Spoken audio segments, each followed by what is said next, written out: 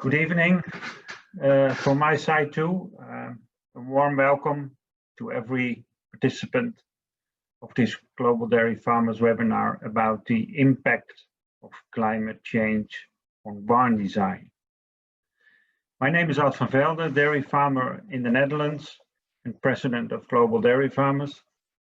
For some of you who are not that familiar with Global Dairy Farmers, GDF is the only unique network globally of real practicing dairy farmers. And dairy farmers and also our business partners who are member of GDF are supporting and inspiring each other. We share new ideas about managing our farm, but we also discuss often about milk markets, speak about different models of valorizing our milk. And with all the online meetings we organized this year with GDF farmers and with our business partners, I realize what a real great group GDF is, especially for me as a dairy farmer. This webinar is about design, layout of dairy farmers with a special link to the climate change. Climate change is worldwide different. In our region, Western Europe, is quite a topic. We had 3 relative hot and dry summers in a row now. The coming year, we will invest in a cooling system for the freestall barns in our case. We are investigating now what will be the best opportunities.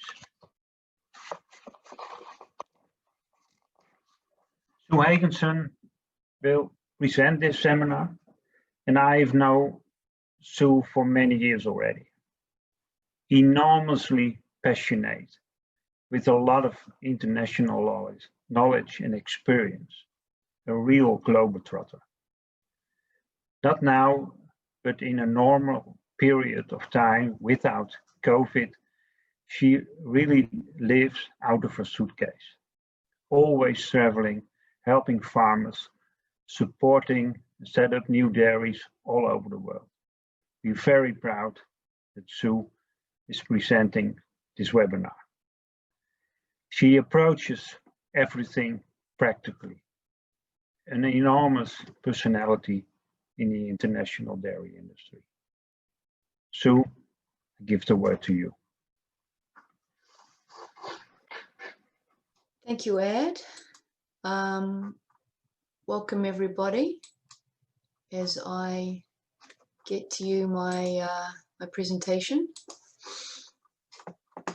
So yes, I was fortunate enough to be asked to present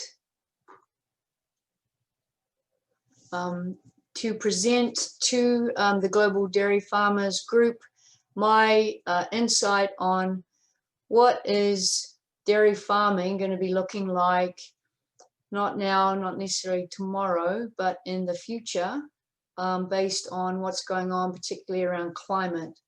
And one of my passions very much is around the cow comfort, cow cooling, because it's a real easy win for dairy farmers.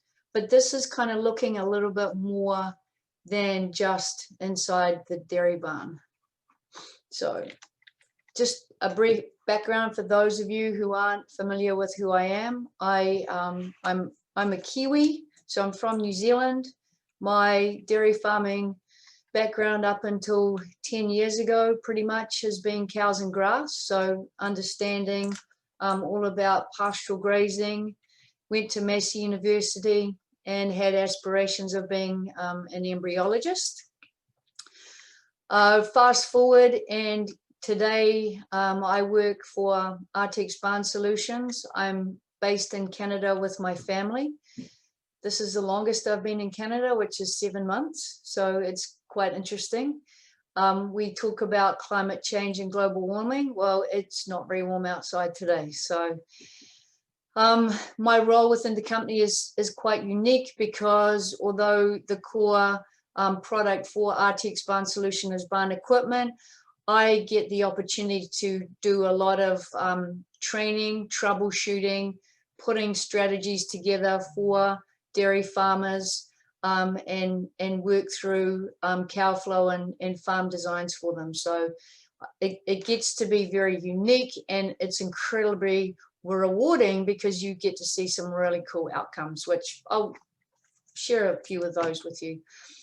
I want to paint a picture for everybody though. I want to, you know, we hear a lot in the media about the doom and gloom of dairy farming. Well, actually, it's a really bright future. We just have to change the way that we think about that future.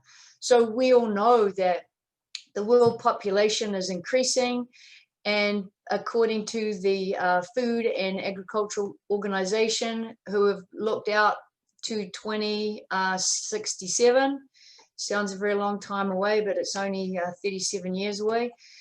Population is going to grow by about 38%, and interestingly enough, the majority of that is going to happen in Asia and Africa. So we're going to go from around that 7.6 billion today, and we're going to end up with about 10.5.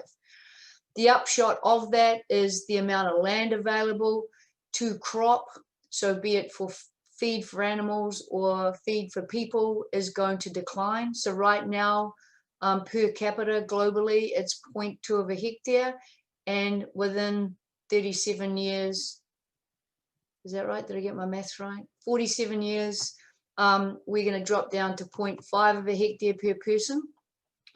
And so what that will mean is that most countries will end up feeding the people, feeding the cows. That land is now in competition with one another. And at the end of the day, the people are going to be the winners, and we'll see less arable land available for producing feed for cows or other agricultural animals. The upshot is, though, that we will see an increase in milk production. So they're estimating that it'll increase by 37% in terms of the demand. So we have to find global dairy farmers 600 billion more kilos of milk in within 40 years. So dairy consumption is going to increase. It is the best food for the essential nutrients compared to a lot of the other feeds, plant-based. And then the other thing too that we need to be mindful of is that we need to increase our per cow performance globally. So right now the global average is 2,400 kilos per cow per lactation, and we've got to up it globally to 4,500. So it's a little bit of an ask for a lot of the areas. That obviously there are regions within the world that are doing that, but remember we're looking at all of the cows. And point to note is that 83% of milk produced globally right now is done by the dairy cow. So when I was looking at this, there was a couple of things that I was grappling with, because you've got the need to increase milk production. We know what's going on with the climate, and we know that technology plays a huge role in dairy farming, and it's just going to be increasing. So we have this cow climate mash, and you know it's just, how does this work? Because so what did we say? We need more milk, so I need a cow that's going to be more efficient at making milk, and so she needs to be able to convert her feed better to milk. But the model right now is that to get more milk from a cow, I need to, in terms of liquid, I need to have a bigger cow, and I need to make more milk. So when I make a bigger cow and I need more milk, she becomes super sensitive to heat. So we talk about the THI, so the temperature humidity index, that when it is at 68, that is when our cow comes into heat stress. But when we've got the high producing Formula 1 cow, she's actually getting into heat stress a lot earlier. So we have to change our mindset on how we manage her. And then to add insult to injury, I also have a climate where it's getting warmer. So it's this mishmash of how do I look at what I have today? How do I deal with tomorrow? And then how do I deal with the future? Because when I build a farm now, I'm not building it for now, I'm building it for the future. So this is where technology a little bit clears the way, right? So it's farming is becoming more modernized. You know, in developing countries in particular, you'll see that, you know, we're getting a lot more per cow milk production, and we're getting far more advanced in our dairy systems in comparison to the developing dairy countries. And as the demand for milk production increases, so too does the scale of the dairy farm. And so you'll see is a lot more modernization, a lot more robots. I mean, robots in particular, excuse me, become more important. Cows really love the consistent routine. They may not necessarily like the robot, but they do enjoy that the routine is very consistent. And cows are very much habitual. They like to be fed at the same time. They like to go and milk at the same time. They like to be milked the same way every time. So in a more labor-intensive rotary or parallel, we've got different shifts of staff and different staff within the shifts, and we start to get inconsistencies. And we do actually lose a little bit of milk from that. You know, we're seeing a lot more sensors in the parlor, definitely in the robots, cow collars that are giving us more information. And we're moving now more into equipment that's generating a lot of data for us, and we are able to make better decisions. So we have a larger dairy farm, but we've actually got more ability to make decisions. And so we're becoming more innovative. So right now, in terms of innovation, you know, cow health is a biggie. We will get an alert early on with the current systems to say, hey, this cow here, go check her out. Or even now, this cow here, check her out, and we think it's A, B, C, or D, or A and B, depending on how many options there is for her ailment. So it's becoming increasingly more modernized as well. So when we're building, or we're thinking about how do we move into the future, we have to take all of those things in consideration. So I'm going to hit on the three biggies, right? So the first one is climate. And because it's GDF is based in Holland, Holland is in Europe, I thought this one was quite pertinent because, you know, right now in Central Europe, you guys are already getting 80 to 86 hot days, whereas not so long ago, you know, there was no need to be talking about, you know, higher levels or more intensive levels of ventilation and cooling. It's really great to hear that our GDF president is now looking at investing in some cooling systems that is going to help improve his herd's productivity and maintaining consistency, because that's the big bit, right? We need to be able to produce this milk, this additional milk, and it's got to be relatively steady. It can't be a New Zealand seasonal milk supply, right? We can't afford to have that dip in productivity when it gets hot, because not only do we lose milk production, but we're also going to lose reproduction, and then we'll have this slump in the middle of our 365-day annual lactation, where it's going to dip because we don't have enough fresh cows. And we all know that if we don't have fresh cows and we go into a heat stress, our cows don't recover so well. They don't come back to where they were before, and we lose that until the next lactation. So the things that we have to think about is it's going to be quite challenging and complex for the climate, because what's going to work for Ad's farm isn't going to work for Thomas's farm, all right? Or it's not going to work for Sean's farm. because they're in different climates. So and they will have different dairy farms, and they'll have different management systems. So all of those things tie into how we look at how am I going to ventilate and how am I going to cool those cows. The other important aspect around the climate and the impact that it has is how quickly do we adapt or recognize that we have a problem, and are we prepared to just do enough right now, or are we going to ventilate and cool right now, or design our farm right now so that maybe it's more than what we need for right now, but based on what's going on, it's still going to be okay for us in 10 years time. Because when we're building a dairy farm and a system, we're not building it for right now, we're building it for the future. So our historical farm, how do we get it to now if it's not there, and then how do we get it to the future? So there's lots of things that we take into consideration around how brave are we, because that's really important. And those innovators or adapters, so the first people to take the plunge, are the ones that have gone, okay, I've done the research, I've seen what it looks like, I'm confident that this is going to work. I know it's a cost, but the cost of not doing anything is a huge loss. So these are all the things that we need to take into consideration. So climate is really critical, but how brave are we is also very critical.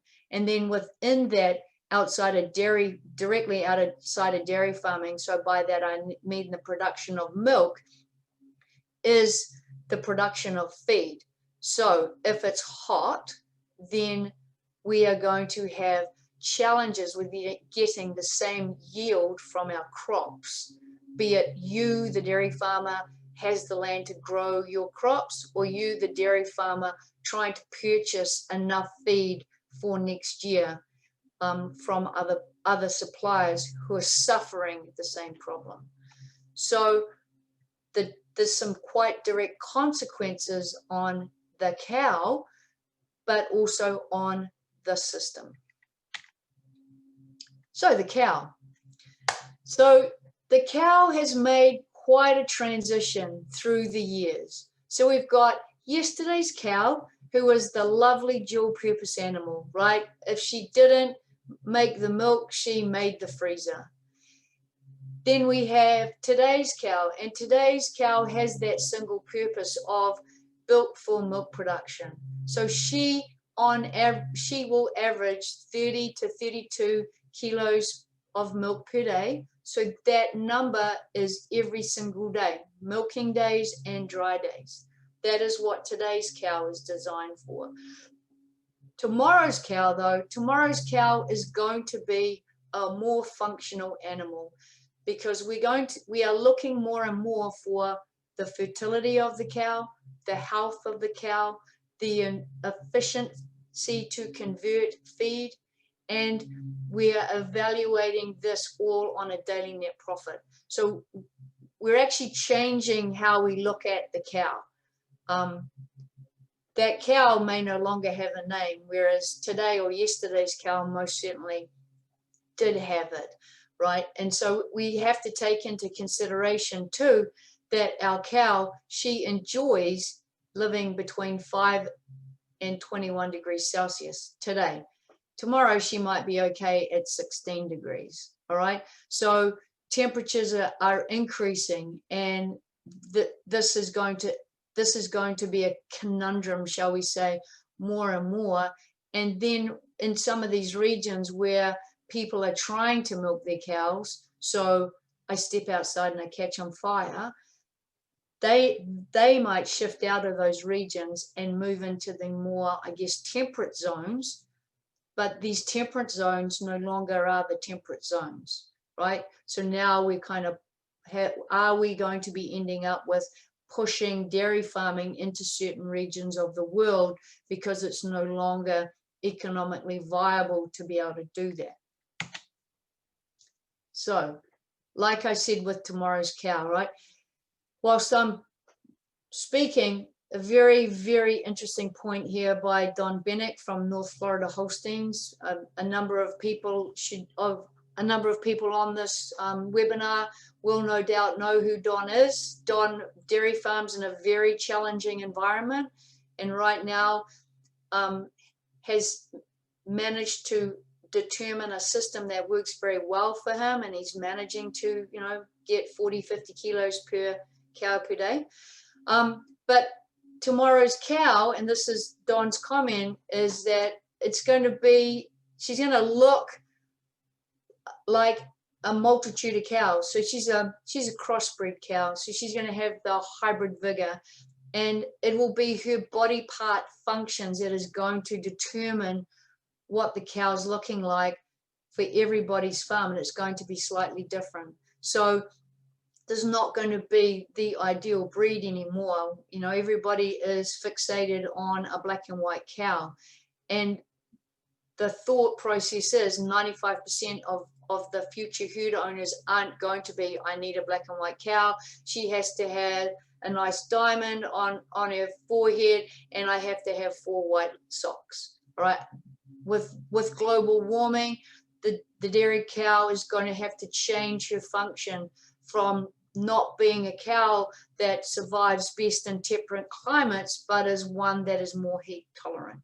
So I found some interesting information from Dr. Britt, and his associates spent a little bit of time and looked at predictions, and the prediction was that they believe that in 20 years time that the average, or the US cow, is going to be averaging something like 18,000 kilos. So that's 40,000 pounds for the non-metric people.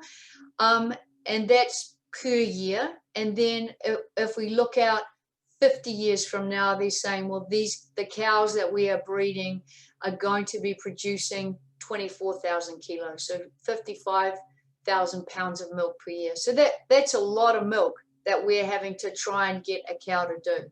So, you know, it's interesting to understand how we need these animals, or we think that these animals are going to be making that much milk. We have to go back to that climate discussion, right?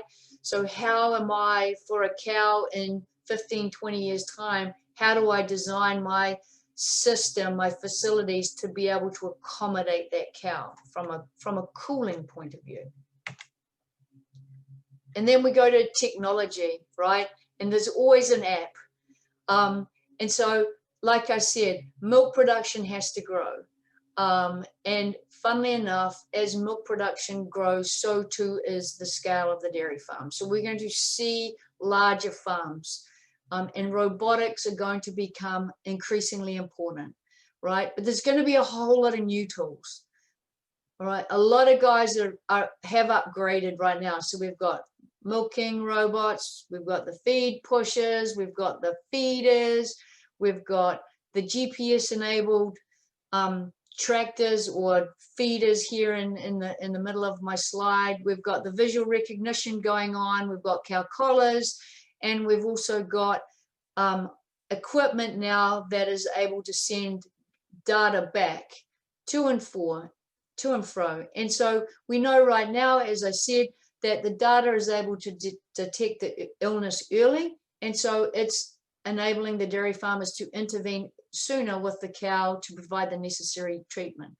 But in the future, technology is going to be a lot more advanced in terms of the cow and the equipment in her environment that is going to make that environment better for her as the temperatures change. And that technology is going to be making those decisions without us. And so it's actually really super exciting, because now I'm able to go, okay, so what's going on over here? Why am I seeing that nobody is sitting in this area over here, right? I'm now going to be getting the data to go, hey, all of these cows were down here, there was nobody up here. And technology is going to allow us to go, well, you need to be doing this in here, or if there's a problem, you're going to get an alert very quickly. So instead of it being a sick cow detector, it's a sick piece of equipment detector. So be that a fan, be that the cooling's not working, whatever it is. I think technology is going to play a huge and massive role in how we operate our dairy farms going forward. It starts replacing more and more staff as well. So not quite death by PowerPoint, but there's this nice scribbly little flow chart here, which is integrating all parts of dairy farming. So dairy farming is being the food. What's influencing the food? What's influencing the land that grows the food in terms of like pests and parasites? From the feeding side, when we have a drought environment and or a heat stress environment for our plants, because remember, plants also suffer heat stress. And then what does that do? So we have to look at dairy farming as that whole value chain, right? From where I grow my feed and what goes on there, to how I'm managing my cows and what's going on there, and then what am I going to do at the back end of my whole farming system. So I'm understanding that this is all a very closed and interrelated, and dairy farming is more than just a cow in a free stall or under a roof, right? It's that whole system, and the innovators are going to be the guys that are going to be on top of this early and will reap the benefits early. But they're going to be the ones that we are able to look over the fence at and go, it works for them, and have the confidence to be able to do it. So let's look at tomorrow. So tomorrow could look something like this. So we have a dairy farm. This actually, as a wee FYI, is a dairy farm that I managed in China. Yay, Google Earth. So that's not been blocked by the Chinese government. We look at this dairy farm and it's open-sided, mechanically ventilated. And so for me, my action today might be, okay, I'm going to add ventilation and cooling. So add step one, add ventilation and cooling. And then our next step might be, I need to close in and better control that environment. So I've added the cooling and the ventilation inside the barn, but I'm still being influenced by the environment. So when it gets hot and humid, I'm still seeing a dip in my milk production. So I'm going to add in 2 sidewalls, be it if I've got a cross or a tunnel vent barn, depending on where I am. And then I'm going to add exhaust fans at one end of the building, or I'm pushing air through and pushing it out of the building. So I have one open end, and that becomes a controlled environment. And a really cool story to share where something very similar has happened, that I've been privileged to kind of be in that journey, is I have a dairy farmer in a very hot, humid region where we've changed how he ventilates his building, and his comment is that in the new barn, so he's got a couple of new barns now where he's closed in the building, he says that their production is very, very good and it's consistent.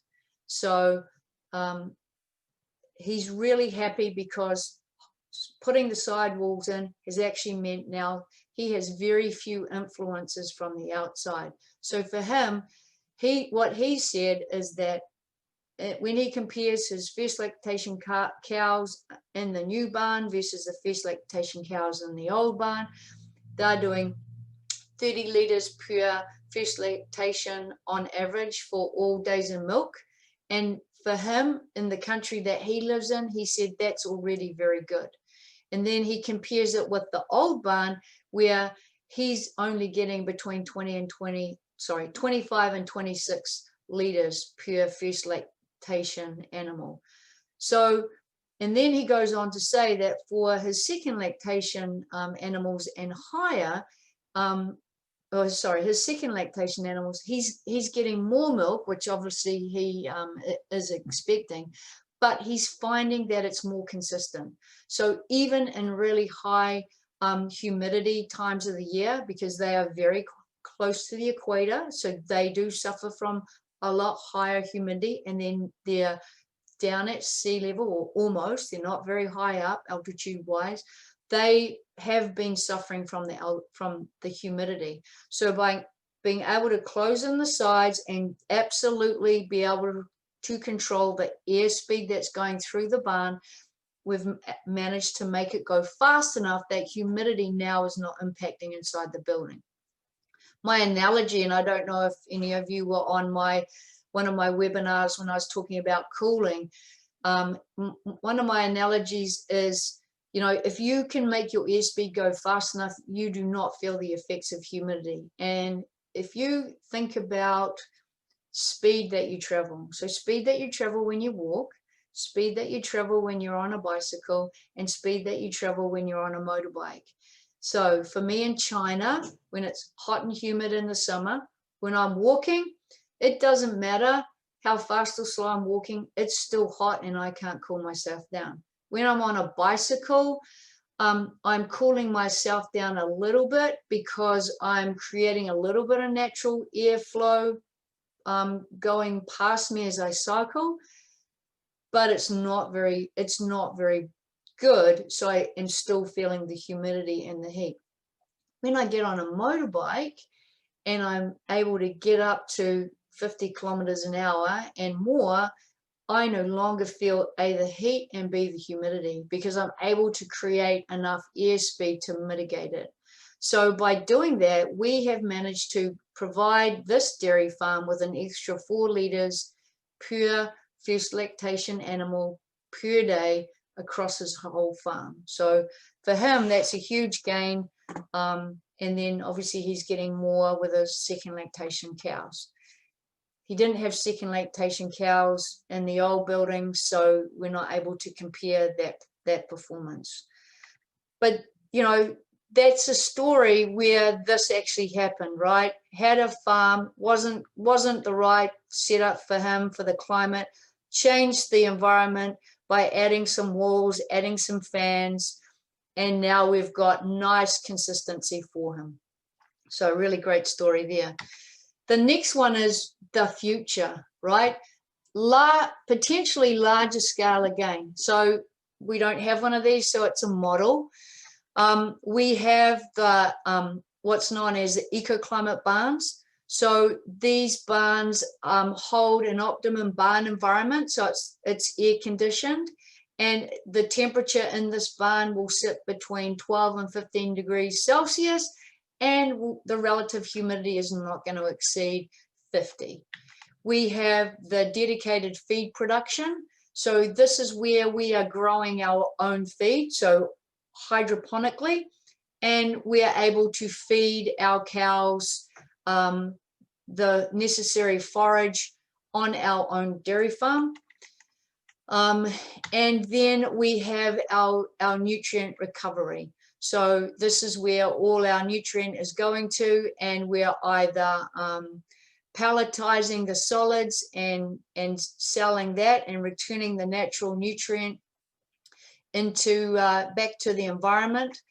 And then we have that ability to recycle the water, and we're able to use it in that dedicated feed production area. And then what we're also doing is that we're having this renewable energy where we are utilizing the methane, and that methane that's being produced in our effluent area is coming back and is generating the power that we need to not only cool the cows, but also run various aspects of the dairy farm from a power point of view. So you can see in the future, we're ending up with a dairy farm that's going to, in essence, have zero waste, because all product produced on that farm has a value, be it an internal value as it's a renewable fuel, or from a pelletized solids point of view, we're able to return that to the soil, because we still are going to be relying on land for crop in the foreseeable future. Now that could be 50 years out, we're still doing it, or it could be more, it could be less, but we still need to understand that is how that system is working. So that's kind of a little bit of an outlook of what of what the future could be holding for us as dairy farmers, and where are we right now in our thought process around are we going to be dairy farming in the future? Do we want to be? And then what is that going to look like for each and every individual on the call and outside of the call?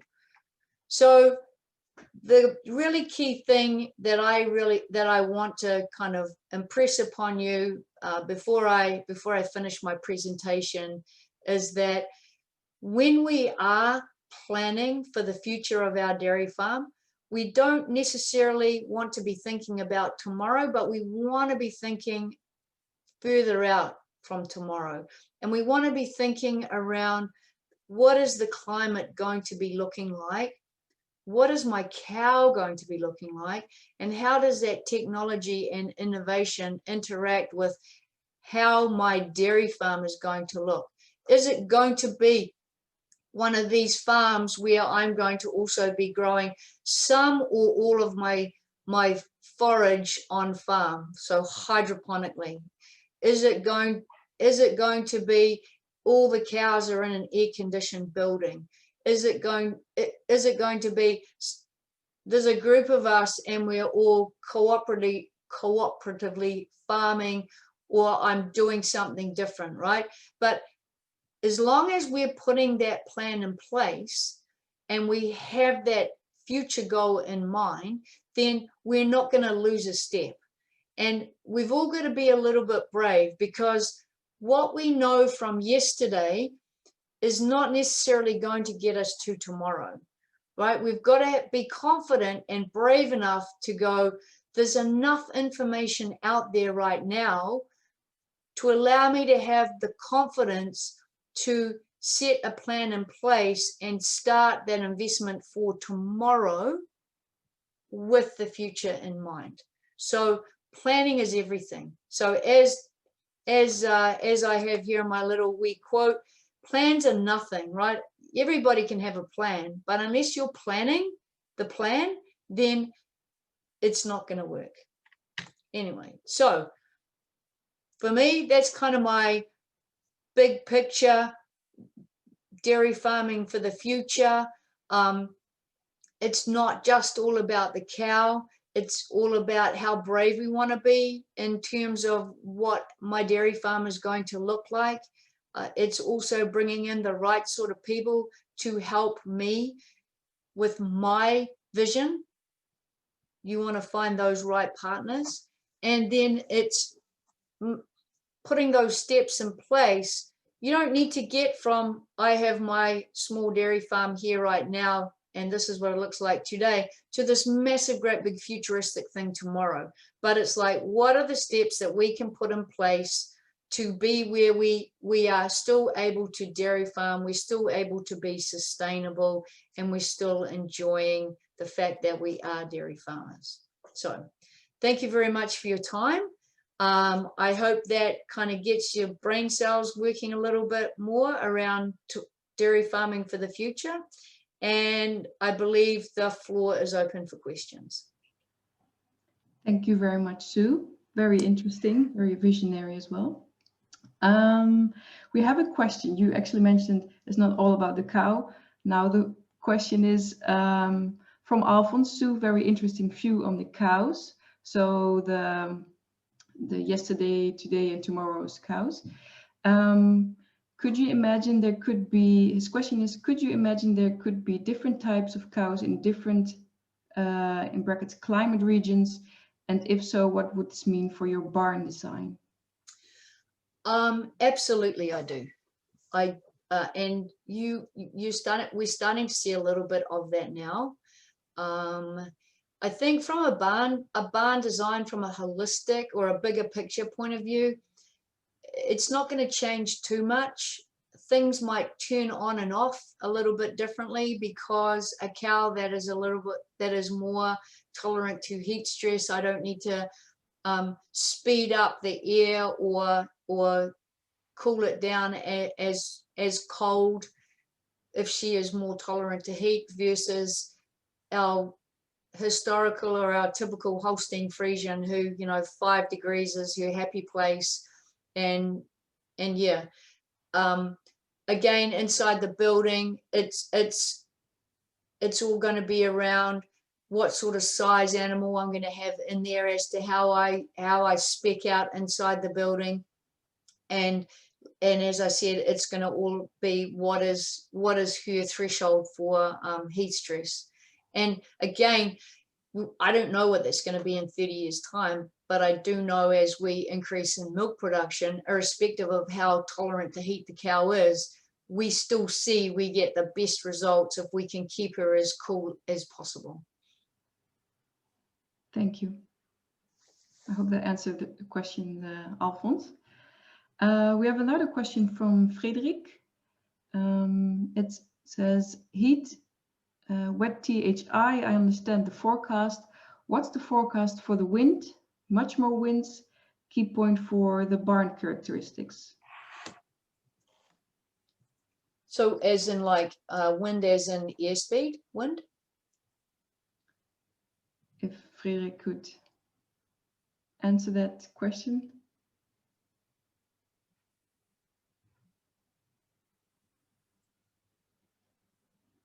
The speed of wind. Okay, so yeah, absolutely. So airspeed is paramount.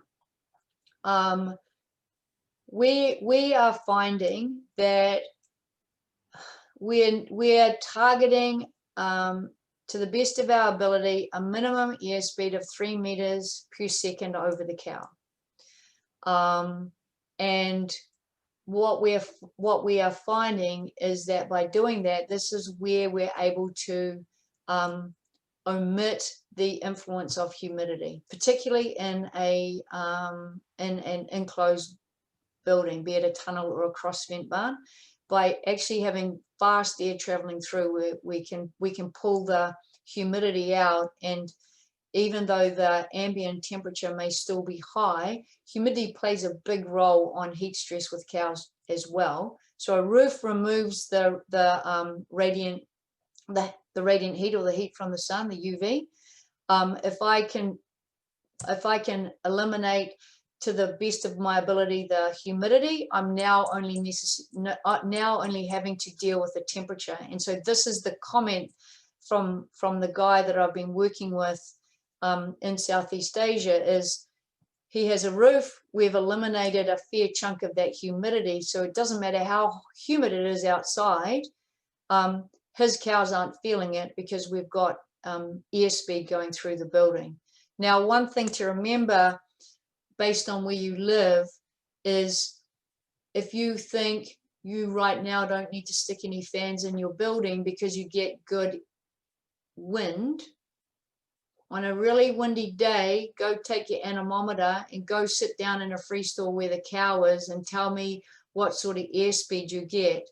Even on a not very windy day, go sit in the freestall and see what your anemometer or your wind speed meter is saying, because I guarantee you, when you get in to quick maths, 5 meters in where your freestall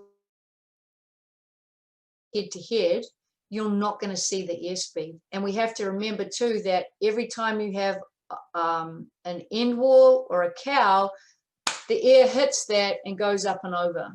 So this is why airspeed in the barn where the cow is that key critical factor. Thank you, Sue. A lot of questions come in, so that's fantastic. Leonidas asks, in my region, we have a long summer with temperatures reaching 45 degrees Celsius until September and high humidity. The farmers tend to follow the design from Israel, high barns with roof fans and water cooling. We should adapt to more controlled environment for the future, as mentioned in the presentation. So my first question to you would be, what is your milk production and your reproduction graphs showing you? Because you need to go look at them, because they are telling you the story as to what you do and don't need. I mean, I could say, yeah, sure, absolutely, you need to do that. At some point, you are going to have to look at different strategies. But the first piece of information you need to look at is your milk production and your reproduction, because they're the two things that aren't gonna lie. And if you see them both dip down over that heat stress, and you're not coming back up, and you don't have very many cows calving through that period, then you need to change your strategy. Thank you. Thank you. So many questions, Sue. So that's great. I'm going to combine a question from Albert and Tom. So Albert is asking, where do you see changes in barn design heading in relation to ammonia emissions? And then Tom, Sue, great presentation. In the UK, housed herds are receiving some negative attention. How would you answer some that suggest cows should be grazing? Also, also the industry is often blamed for the GHG emissions. Have you seen barn technology that can process some of these safely? Ideal if the barn is closed as emissions are captured. Okay, that's a lot to try and remember in my little brain. So first one is, where do you see changes in barn design heading in relation to ammonia emissions? Okay, so I mean, you know, the sad and brutal fact is, if you've got fans, you can just push it out the building. So if I go back to this slide here, in this design, the idea is that this building is completely closed. These buildings are completely closed, and what this design does, futuristically, but not that far away, is that it pulls all the methane, ammonia, etc., from these buildings underground to this area here, and then processes the methane and sends it back as electricity. So that's kind of where the future is looking to head, based on how big the driver is on how disruptive dairy cows are in terms of emissions. Because I agree, we see a lot of information in the media talking about cows, methane, ammonia, CO2, etc., and they contribute, but the world was shut down in March and April, and let's look at how clean the skies were. So I think it's a real easy finger to point at dairy, and we also have to work with the rest of the world, be it our consumers, be it our politicians, be it our policymakers, be it our scientists, to yes, work on a cow that's going to, in terms of, you know, what does that cow look like? Part of that might be, well, she's way more efficient at converting feed, and we're not seeing as many emissions from the cow as the breeding aspect of it. And then from a building aspect of it, of the emissions that we get from the cow, how can we manage that, and is it going to be cost effective?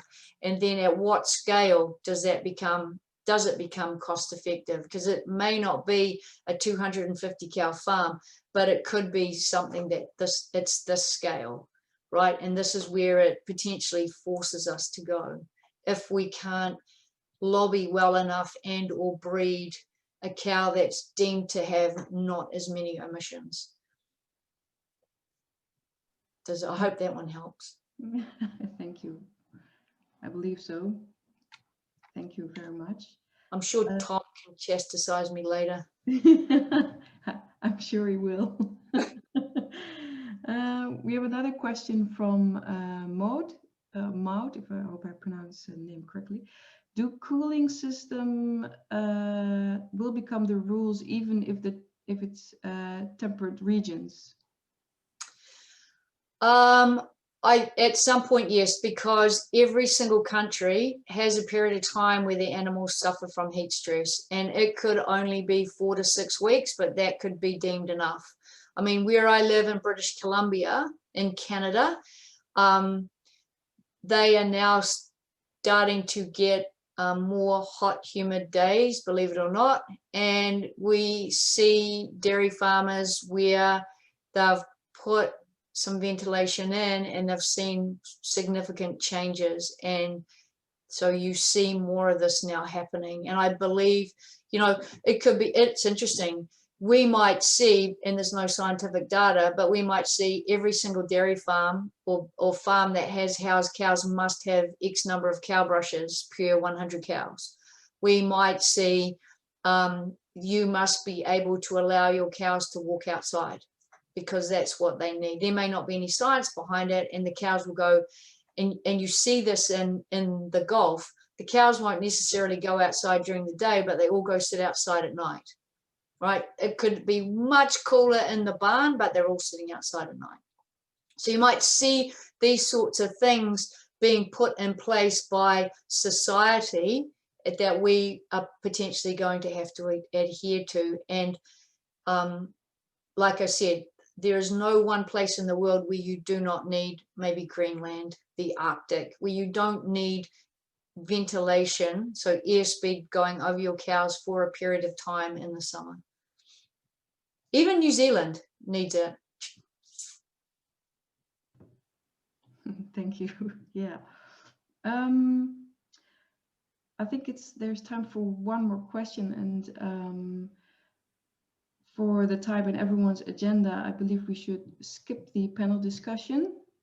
I had my question. Oh, you had your question? Well, you can ask and then see if people are eager to answer. Okay. So the last question from the Q&A is from Liliana. She asks, what renewable energy technologies would be useful to manage energy demand to help mitigate the production of GHG in building operation to offset methane emissions? That's beyond my scope of expertise, I'm afraid. I can find that information out and respond in an email, but I'm not that person to be able to answer that question. I have a BAG, DIP, AG, SCI numbers, letters after my name, nothing smarter, I'm afraid. Thank you, Sue. Thank you. So what we also discussed in the beginning before we started this webinar, Sue, is that if there's any question that remained unanswered, you are willing to answer the questions at a later stage through the email. Yes. Which we'll receive by everyone who is now registered for this webinar. Okay. So yeah, your question, Sue. Let's see if people are eager to answer your questions. Okay, so my question is, what do you think will have the biggest impact on future dairy design? So raise your hand if you would like to answer these questions, and I will turn on your camera. Or I just pick someone.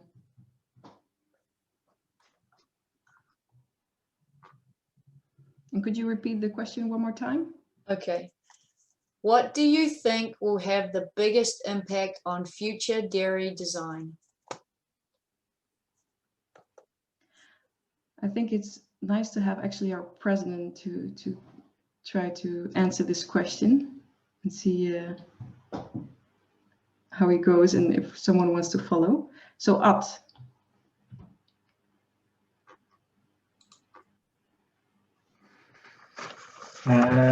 About your question, I don't know the answer. I think in my case, and I see it in many countries as well, we make huge steps the last couple of years. I think in our region it is roughage, improving quantity, improving quality, improving. I think the focus on the young stock is a big topic on our farm that make a lot of improvements. Cow comfort, and we already milk with robots for more than 20 years.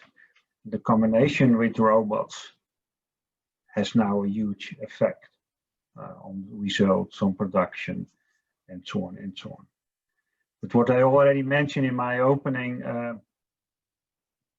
you talk about milk production and pregnancy data, and especially this year and the 2 years before. Yeah, we have to manage that. We have to change.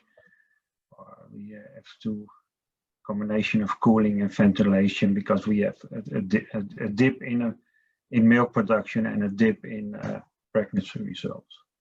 It's my comment. I think Tom want to. Evening. Can you all hear me? Yes. Yes. Yeah. I think imagination.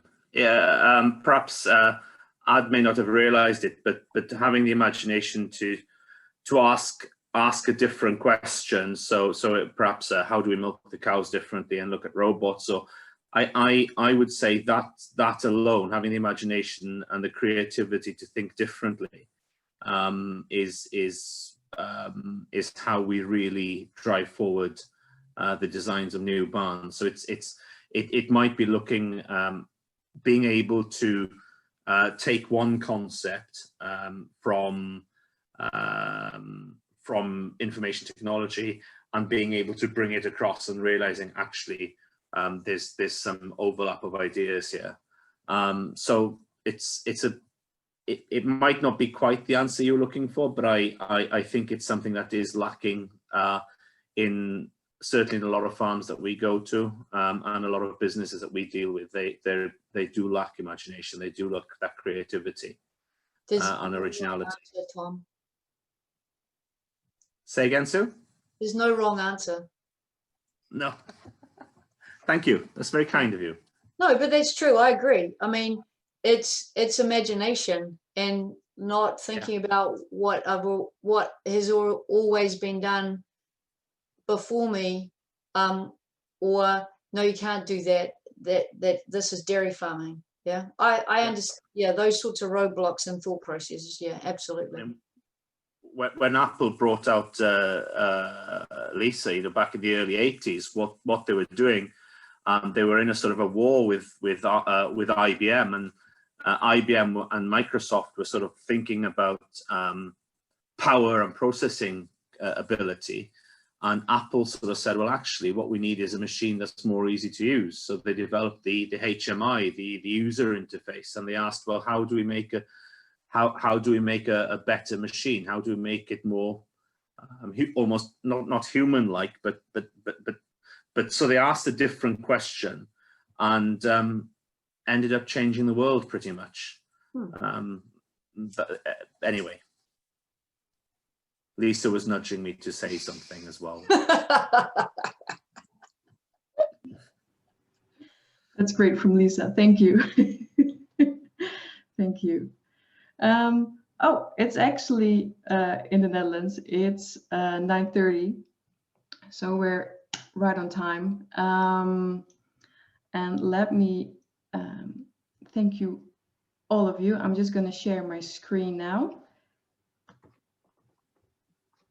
And here we go. And I'd like to ask all of you to raise your hand for Sue for giving this very interesting and very visionary presentation. And also thank you, Tom and Ad and all the other participants for asking your questions, well, for being there. And I believe I can speak for Sue in this case, that if you have any questions, please let us know, and we are happy to answer them. Again, Sue, thank you very much. Very interesting. And yeah, from Global Dairy Farmers' point of view, and myself as well, we are so happy to have you on board, you and Artex, of course. Then I think now it's time for Ad to actually tell a little bit about our next webinars. And hopefully, hopefully, I know they will be as interesting as today's webinar. So again, thank you very much, Sue. Also from my side, Sue, thank you very much. And we are very proud to have you as present the seminar, and we are very happy to have Artex as business partner. They're very loyal, and they are one of our oldest business partners of GDF. Our next GDF event, it is a webinar by Mels Boer at December 16. Mels is a global dairy analyst of Hoogweg International, and he will give his view about the short and medium term dairy market. Mels is always looking to the dairy market on a different way, on a very personal way, and it's quite unique.